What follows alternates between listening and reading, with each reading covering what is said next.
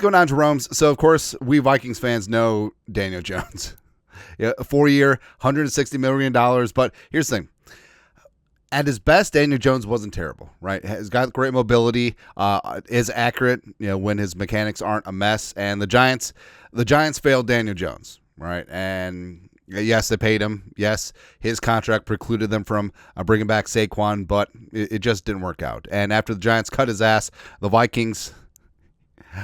hilarious moments. But yes, after the Giants cut his ass, the Vikings swooped in and signed Daniel Jones to the league minimum, to the practice squad, and eventually elevated him to the 53-man rooster for the last game of the season, so that the Vikings have maximum flexibility where they can bring Daniel Jones back. They can let him go and get a comp pick. There's a lot of things that can do. Also, he looks good number 8.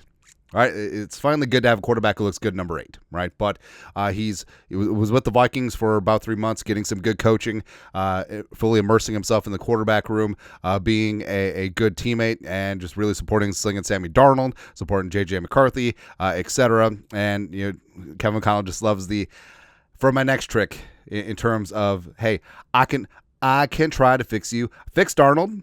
A New York quarterback bust. I'll fix you. Another New York quarterback bust. I'll fix Zach Wilson. Another New York quarterback bust. I'll fix Geno Smith. Oh, he's already fixed? Damn.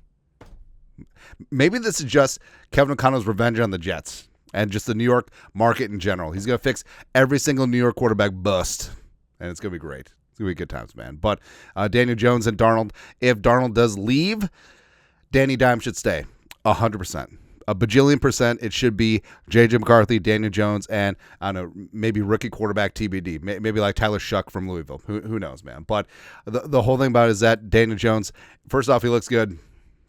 He looks good, man. And Tristan Jackson left, so number 8 is wide open. So just squeeze that 1 and 3 together.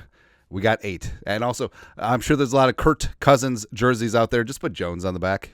You'll be good to go, man. Long story longer, Adam Schefter was on the Pat McAfee show talking about the Vikings quarterback situation. Vikes fan page pulled the quote.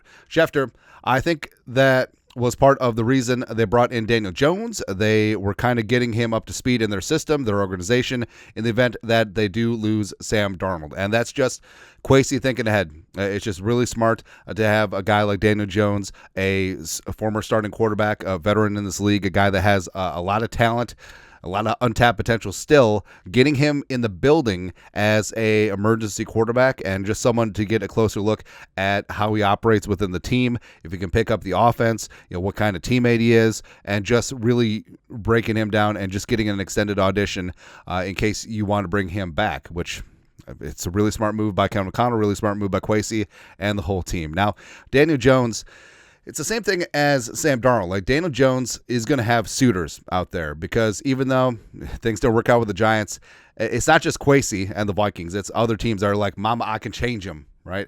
Because you do see the talent. The former Duke Blue Devil, whatever.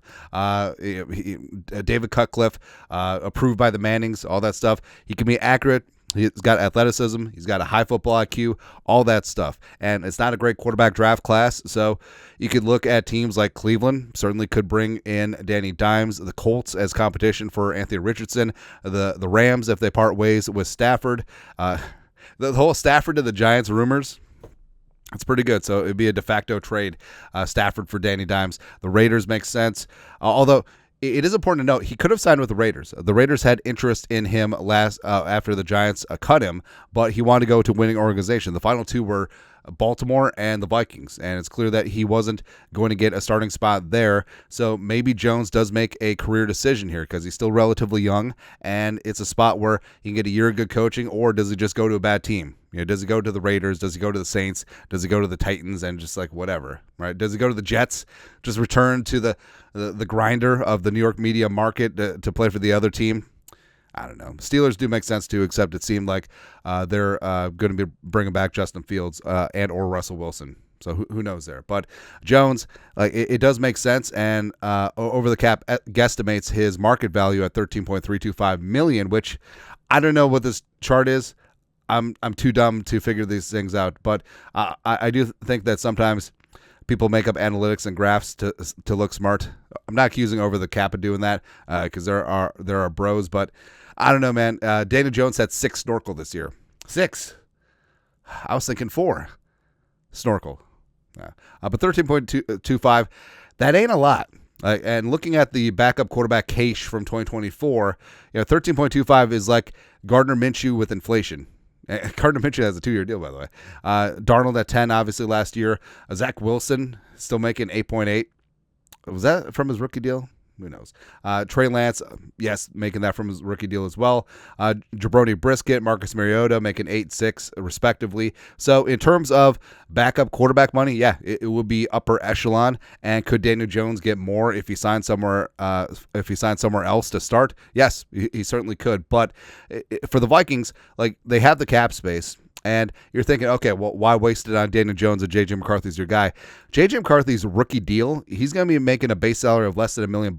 So even if you pay Daniel Jones the $13 million, spending $14 million on your top 2 quarterbacks, that ain't bad. That certainly is not bad at all. And a bunch of reasons to bring him back. Vanilla Vic. Also, you need 2 quarterbacks in the modern NFL.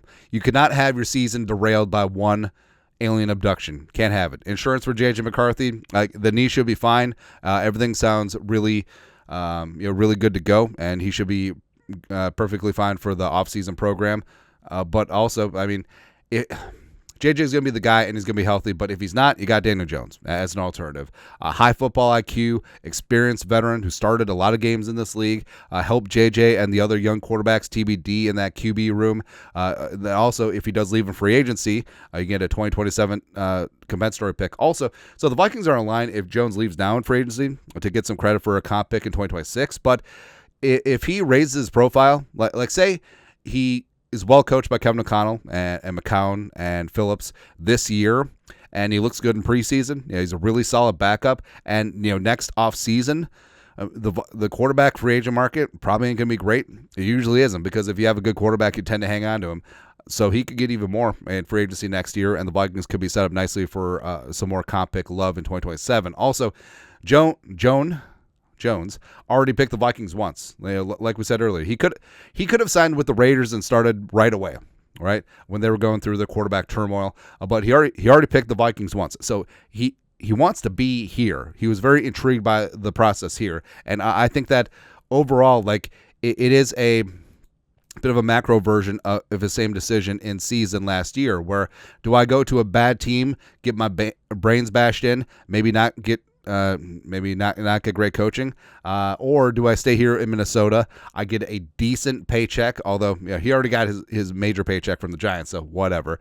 But do I stay here with a revamped offensive line? I could work with J.J. McCarthy, a guy that I've already known for 4 months, a guy that I like working with. Same thing with Kevin O'Connell and the coaches, as well as all this freaking talent. Plus, if somehow, some way I get on the field, I have a chance to light this mother up with all of these weapons. So I think that it'll be an easy decision to him. Like, does he want to come here, or does he want to go to Tennessee?